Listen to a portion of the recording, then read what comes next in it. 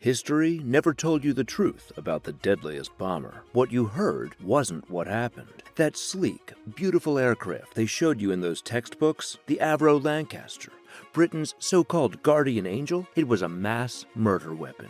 And they made you worship it. While Hollywood spun fairy tales about righteous crusaders bringing freedom to Nazi-occupied Europe, the Lancaster was busy perfecting something horrifying: the systematic incineration of entire cities. Dresden, Hamburg, Cologne. These weren't military installations. These were homes filled with sleeping children, grandparents, and mothers clutching babies. And Britain's heroes burned them all alive from 4 miles up in the sky. What you're about to discover will make you question everything. We're about to expose the most successful propaganda campaign in human history. How they took the deadliest bomber ever built and convinced the world it was a force for good. Because here's the question that's going to keep you awake tonight. When you're deliberately targeting civilians and burning families alive in their beds, what makes you different from the evil you claim to be destroying? Hit that like button if you want to see how deep this deception goes. Subscribe and ring that bell, because this hidden history will completely change how you see everything. To understand the Lancaster, we must look back to spectacular failure. The Avro Manchester, the Lancaster's ill-fated precursor, was to have been Britain's greatest twin-engine bomber. Instead, it was a death trap for its crews. Manchester was plagued with bad Rolls-Royce Vulture engines that fireballed or lost power at the most inopportune times. Of the 200 Manchesters built, over half were lost to mechanical failure rather than hostile action. Crews called it the flying coffin. But from this disaster came genius. Avro's designer, Roy Chadwick, redesigned the failed Manchester completely. He eliminated those dubious twin engines and replaced them with 4 Rolls-Royce Merlin engines, the same power plants that fueled the Spitfire legend. The transformation was nothing short of miraculous. When the first Lancaster appeared in October of 1941, it could carry 14,000 pounds of bombs, compared to the Manchester's 10,350 pounds. It was quicker, more efficient, with a 33-foot bomb bay big enough to carry bombs no other aircraft could haul. With a 2,530-mile range, it could penetrate deep into Nazi Germany and return home. What it evolved into wasn't a more efficient bomber. It was the most devastating city destroyer the world had ever seen. And Britain's strategists knew exactly how they were going to use it. Newspapers in Britain in 1942 wrote about precision bombing, surgical air attacks against the military without injuring civilians. It was one of the war's largest deceptions. The reality was rather different. David Ben-Susan Butt's secret 1941 report verified that only 1/3 of the bombers that set out to hit their target managed to get within 5 miles of it. Navigation was primitive. Crews relied on dead reckoning and star navigation as German fighter pilots pursued them in the blackness. Faced with irrefutable evidence of bombing inaccuracy, the British command made a macabre decision in 1942. If precision were impossible, then precision would be abandoned completely. Air Marshal Arthur Bomber Harris introduced area bombing, the deliberate bombing of entire city centers. This was legislated in the Casablanca Directive of 1943, which required the progressive destruction and dislocation of the German military, industrial and economic system, and the undermining of the morale of the German people. And this is where the Lancaster proved itself. Its massive bomb bay could carry deadly mixes of high explosive and incendiary bombs that were intended to set unstoppable firestorms ablaze. The tactic was remorselessly effective. Large numbers of incendiary bombs would rain down upon urban residential areas, setting fires which merged into more than 1,000 degrees Celsius infernos. The British public was never told their precision bomber had become an instrument of city destruction. State propagandists held newspapers that wrote of successful attacks on military objectives as Lancaster air crews prepared sorties they knew would destroy entire city blocks.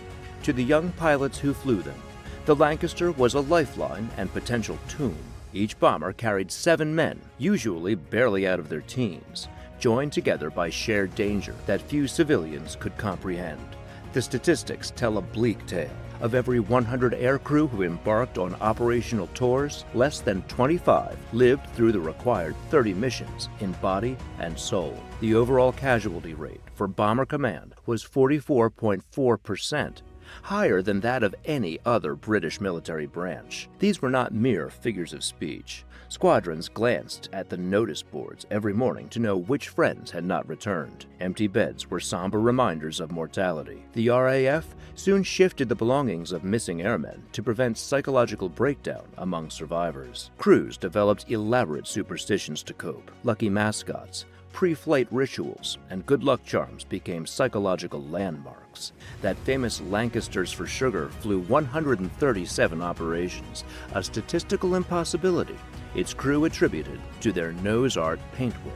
The camaraderie among the crew members was something one experienced nowhere else in civilian life. 7 strangers united by war grew to depend on each other to stay alive.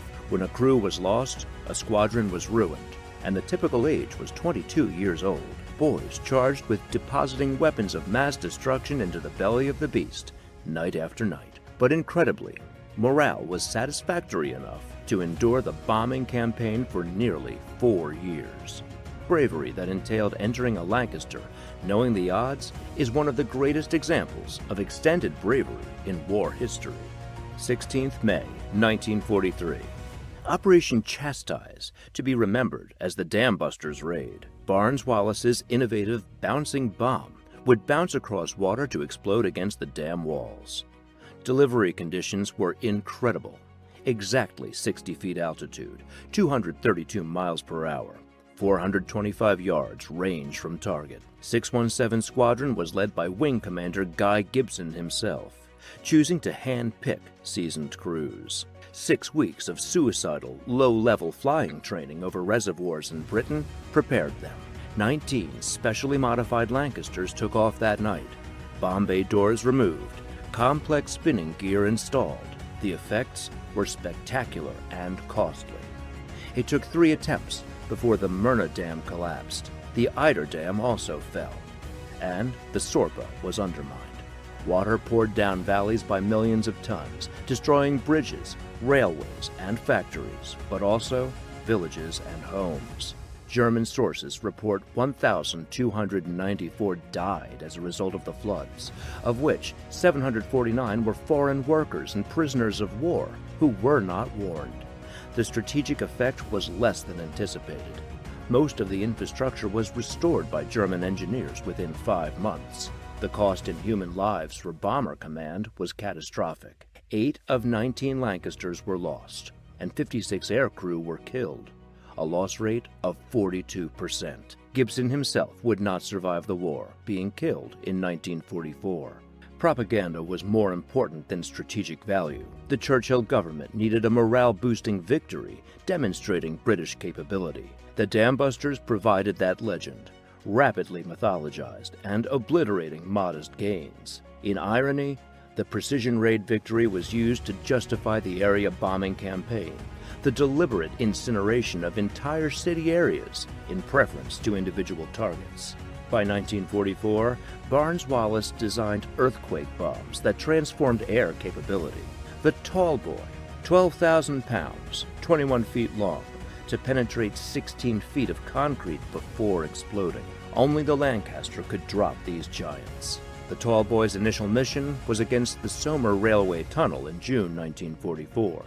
One Lancaster produced a mini-earthquake that covered the tunnel under thousands of tons of rock. It remained clogged for the remainder of the war. Wallis's masterpiece was the Grand Slam, 22,000 pounds, nearly half the load that a Lancaster could carry. Aircraft were stripped of armor and guns to ferry them. These bombs were left only in the hands of the best crews. In March 1945, squadron leader Charles Calder demolished the Bielefeld Viaduct on a single Grand Slam. The massive concrete viaduct, considered bomb-proof, was blown to smithereens. The explosion created a 100-foot crater and reduced structures a mile away to rubble. These bombs also destroyed the battleship Tirpitz in November of 1944, removing a major strategic threat. The psychological impact was enormous. No fortress could withstand these earthquake bombs that could rupture wide open any target from within the ground itself. These bombs were the absolute peak of the Lancasters' killing power and were a war-altering moment. A single plane could now effectively destroy any target on the globe. April 1945 brought unprecedented change. Operation Manna saw the Lancasters reused as relief planes from bombers. The Netherlands was starving from the hunger winter of 1944 and 1945, and spacious bomb bays carried foodstuffs instead of munitions. The task required unprecedented collaboration among enemies. German anti-aircraft gunners vowed not to fire on low-flying, unarmed Lancasters. Bomber Command executed 3,156 sorties from April 29th to May 7th, 1945, and released 6,680 tons of food.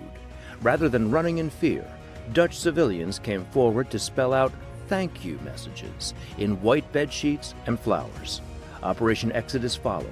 The same bomb bays that had delivered earthquake bombs were used to bring 75,000 freed POWs back home from May 9th to the 27th, 1945. The psychological impact on crews was profound. Flight Sergeant Robert Knights wrote, "After years of bringing death, we were finally bringing life. The faces looking up at us had changed from fear to gratitude." These mercy missions could not reverse past destruction, but demonstrated that even war weapons might be converted into instruments of healing. Even when Europeans were celebrating freedom, Britain was secretly constructing Tiger Force, over 1,000 Lancasters, for the most massive bombing campaign in history. The target, Japan. Based in Okinawa, Tiger Force would be in range of every Japanese city. Unlike in Europe, the Pacific would allow intensive day and night operations. Japanese cities, constructed largely of wood and paper, would be affectionately vulnerable to Lancaster incendiary raids. Aircraft were modified with additional fuel tanks and tropical air conditioning. The first squadrons were ready in July of 1945. RAF planners estimated the campaign would incur civilian casualties in the millions.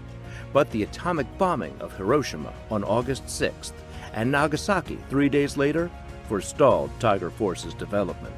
The Japanese surrendered on August 15, 1945, and the massive Lancaster force was disbanded without a bomb ever being dropped on Japanese soil. The Lancasters' ethical record remains hotly argued. Winston Churchill, the advocate of area bombing, was beginning to distance himself well before the war was won, denouncing acts mere of terror and wanton destruction in March of 1945. The statistics are staggering. RAF Bomber Command dropped 955,044 tons of bombs on Germany, of which 608,612 tons were dropped by the Lancaster, a full 2/5 of all RAF bombs.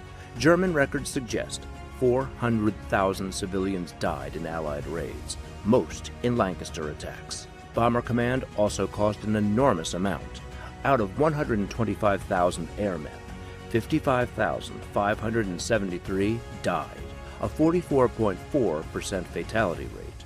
8,403 were wounded, and 9,838 were captured. Historians continue to debate the point. Supporters argue that the bombing accelerated the conclusion of the war by tying up German resources and suppressing morale. Detractors argue that it was strategically flawed while morally abhorrent. German production statistics make it difficult to form judgments. Despite intense bombing, war production rose throughout 1943 and 1944, falling only in 1945 when ground troops overran the industrial regions. This indicates that the campaign inflicted immense destruction, but was possibly less operationally valuable than asserted. Lancaster veterans carried complex legacies. Some still felt pride at having served against Nazi Germany. Others were tormented by knowledge of civilian deaths. Most felt that judgments in history fell short of their own. Young men following orders in a war they had not started, with fatal chances every evening. Today, as flying Lancasters thunder overhead, crowds turn out to remember. The gentle thunder of 4 Merlin engines causes veterans to weep, considering lost comrades, families grieving over grandfathers that never came home. However, the sound of the engine has more complex resonances. It is the sound of exemplary valor and engineering excellence. It is also the resonance of blazing cities and moral issues that still outrage us today. The Lancaster was never just an aircraft. It was a destroyer and savior, determined by the harsh realities of total war. The pilots who crewed these missions were not heroes or villains. They were men who were in circumstances that tested courage and conscience to the extreme. When we hear that Merlin engine today, we need to remember it all: the courage and the terror, the brilliance and the destruction.